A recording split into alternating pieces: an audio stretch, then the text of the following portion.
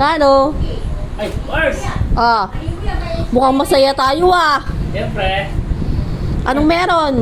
Ano, maturang kaya sana yung konsyal eh. Layo? Wala.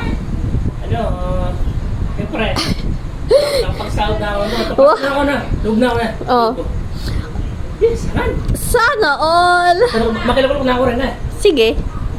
Halika eh. May sweldo na ako sa King Tupad. Yan eh.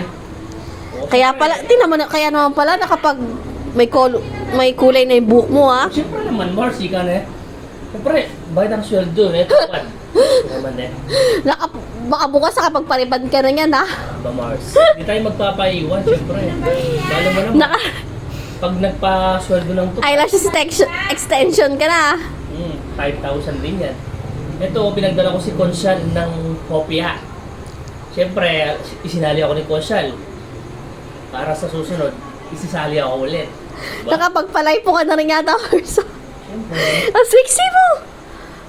Ang tagal mo na hindi pumunta dito eh. Ang sexy. Mga Mars, kasi medyo busy sa mga boylet. Busy. Kaya di ako anong nakakapag... Promise, ang sexy mo. Oh? Talaga ba? Oo. Hindi ko na napapasin mo. Sana all. Sexy ah.